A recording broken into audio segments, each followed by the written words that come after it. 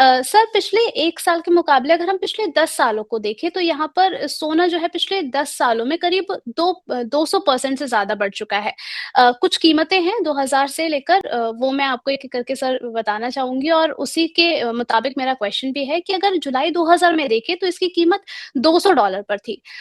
2005 में देखें तो $377 पर थी, 2010 में $1200 पर थी, 2015 में 1050 के आसपास थी, 2020 में 1777 पर थी और 2025 में अगर देखें तो 3330 के आसपास ये बनी हुई थी। सर मैं जानना चाहती हूँ यहाँ पर कि प्राइसेज़ में आप डिफरेंट क्या देख रहे हैं पिछले 10 सालों में और आने वाले समय में?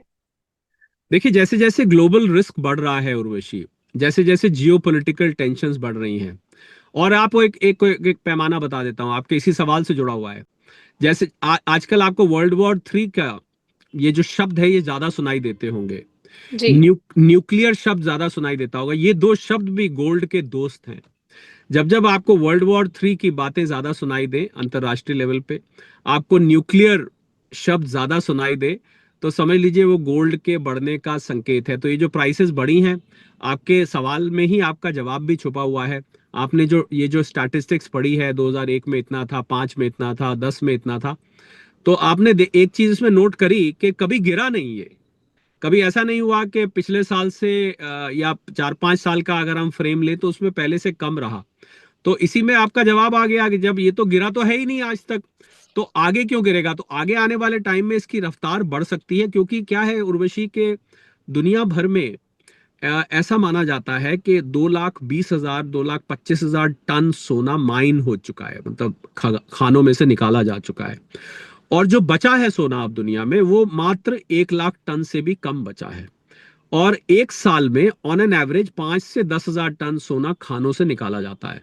तो इसका मतलब 15-20 साल में, उर्वशी ध्यान दीजिएगा, 15-20 साल में सोना खत्म हो जाएगा, यानी कि माइंस में बचेगा ही नहीं। तो फिर तो ये जो यही सोना घूमेगा सबके पास, नया सोने की सप्लाई तो आनी बंद हो जाएगी। तो इसलिए आने वाले टाइम में मुझे इसकी रफ्तार और तेज होती बढ़ती दिखती है। पर यह डिपेंड करेगा, जैसा मैंने कहा, सेंट्रल बैंक्स के मूड पर। ये डिपेंड करेगा कि आगे हम वर्ल्ड वॉर 3 की तरफ बढ़ रहे हैं। अगर वर्ल्ड वॉर 3 की तरफ हम बढ़ते हैं तो इसकी और ज्यादा तेज रफ्तार होगी, क्योंकि लोग डरेंगे और डर के और सोना खरीदा जाएगा, इसको और इकट्ठा किया जाएगा भारतीय घरों में।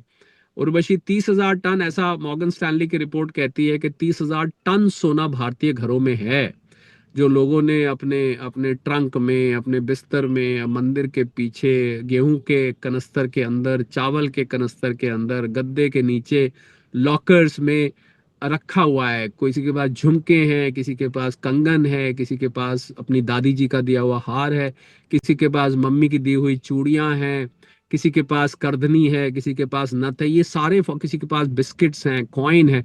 तो ये 30,000 टन सोना भारत में, सबसे ज्यादा सोना कहते हैं इस टाइम भारत में है अनऑफिशियल तौर पर, जो घरों में रखा है। भारतीय घरों में तो बहुत पहले इसको रिस्क हेज माना जाता था, दुनिया में अब माने लगा है।